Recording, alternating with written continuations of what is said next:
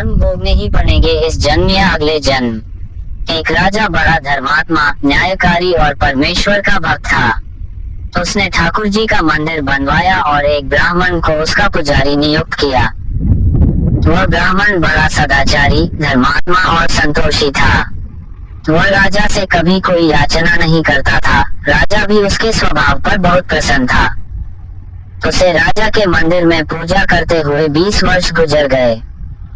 उसने कभी भी राजा से किसी प्रकार का कोई प्रश्न नहीं किया। राजा के यहाँ एक लड़का पैदा हुआ। राजा ने उसे पढ़ा लिखा कर विद्वान बनाया और बड़ा होने पर उसकी शादी एक सुंदर राजकन्या के साथ करा दी। शादी करके जिस दिन राजकन्या को अपने राजमहल में लाए, उस रात्रि में राजकुमारी को नींद न आई। वह इधर उधर घूमने लगी। जब अपने पति के पलंग के पास आई तो क्या देखती है कि हीरे जवाहरात जड़ित मूर्छे वाली एक तलवार पड़ी है। जब उस राजकन्या ने देखने के लिए वह तलवार म्यान में से बाहर निकाली, तब तीक्ष्ण धार वाली और बिजली के समान प्रकाश वाली तलवार देखकर वह डर गई। वह डर के मारे उसके हाथ से तलवार गिर पड़ी और राजकुमार की गर्दन पर जा लगी। राजकुमार का सिर कट गया और वह मर गया। राजकन्या पति के मरने का बहुत शोक करने लगी। उसने परमेश्वर से प्रार्थना की कि हे प्रभु, मुझसे अचानक ये पाप कैसे हो गया। पति की मृत्यु मेरे ही हाथों हो गई। आप तो जानते ही हैं, परंतु सभा में मैं सत्य न कहूंगी, क्योंकि इससे मेरे माता पिता और सास ससुर को कलंक लगेगा तथा इस बात पर कोई विश्वास भी न करेगा।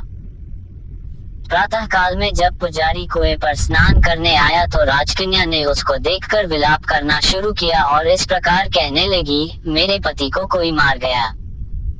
लोग इकट्ठे हो गए और राजा साहब आकर पूछने लगे, किसने मारा है।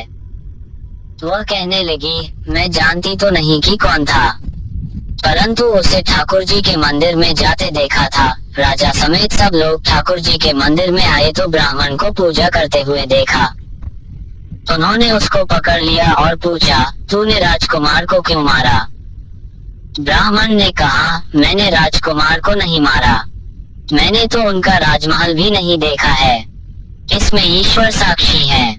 बिना देखे किसी पर अपराध का दोष लगाना ठीक नहीं। ब्राह्मण की तो कोई बात ही नहीं सुनता था।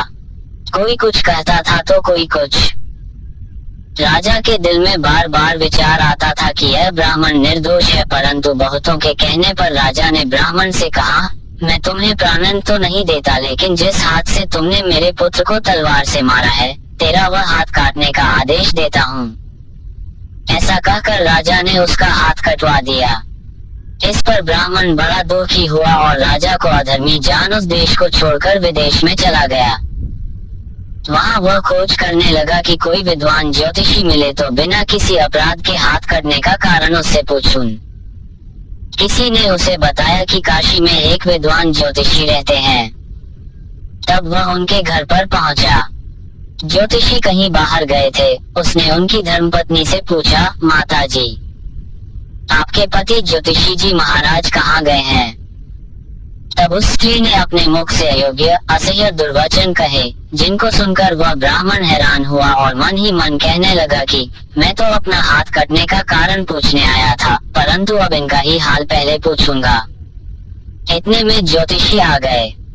घर में प्रवेश करते ही ब्राह्मणी ने अनेक दुर्वचन कहकर उनका तिरस्कार किया, परंतु ज्योतिषी जी चुप रहे और अपनी स्त्री को कुछ भी नहीं कहा।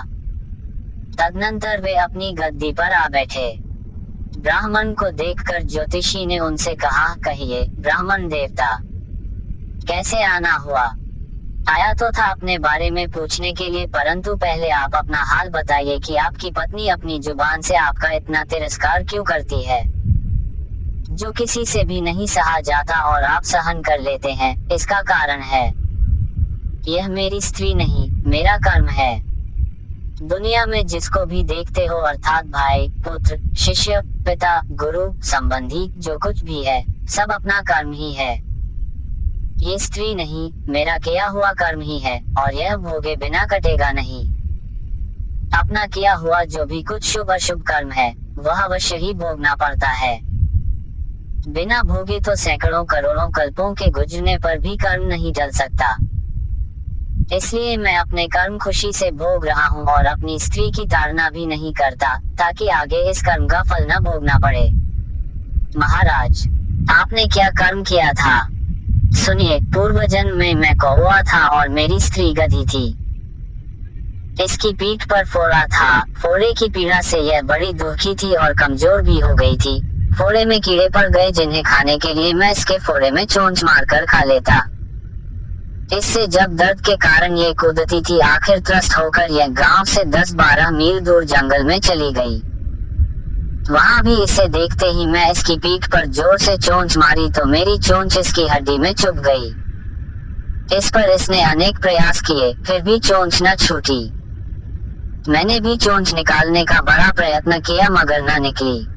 पानी के भय से ही ये दुष्ट मुझे छोड़ेगा, ऐसा सोचकर यह गंगा जी में प्रवेश कर गई, परंतु वहां भी मैं अपनी चोंच निकाल ना पाया। आखिर में यह बड़े प्रवाह में प्रवेश कर गई। गंगा का प्रवाह तेज होने के कारण हम दोनों बह गए और बीच में ही मर गए। तब गंगा जी के प्रभाव से ये तो ब्राह्मणी बनी और मैं बड़ा भारी ज्योतिषी बना। अब वही मेरी स्त्री हुई, जो कुछ दिनों और अपने मुख से गाली निकालकर मुझे दुख देगी, लेकिन मैंने चोंच इसको दर्द पहुंचाने के लिए नहीं मारी थी, अतः इसकी समझ भी ठीक होगी और मैं भी अपने पूर्व कर्मों का फल समझकर सहन करता रहूंगा। इसका दोष नहीं मानता, क्योंकि यह किए हुए कर्मों का ही फल है।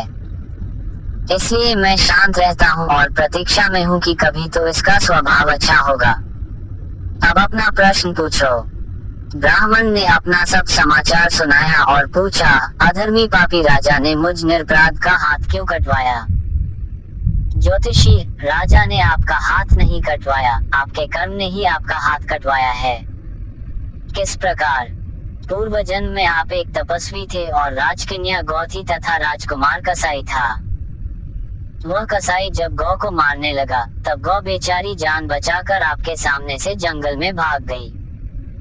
पीछे से कसाई आया और आपसे पूछा कि इधर कोई गाय तो नहीं गई है। आपने जिस तरफ गौ गई थी उस तरफ आपने हाथ से इशारा किया तो उस कसाई ने जाकर गौ को मार डाला। इतने में जंगल से शेर आया और गौ एवं कसाई दोनों को खा गया। कसाई को राजकुमार और गौ को राजकन्या का जन्म मिला एवं पूर्वजन्म के किए हुए उस कर्म ने एक रात्रि के लिए उन दोनों को इकट्ठा किया। क्योंकि कसाई ने गौ को हंसिए से मारा था, इसी कारण राजकन्या के हाथों अनायास ही तलवार गिरने से राजकुमार का सिर कट गया और वह मर गया।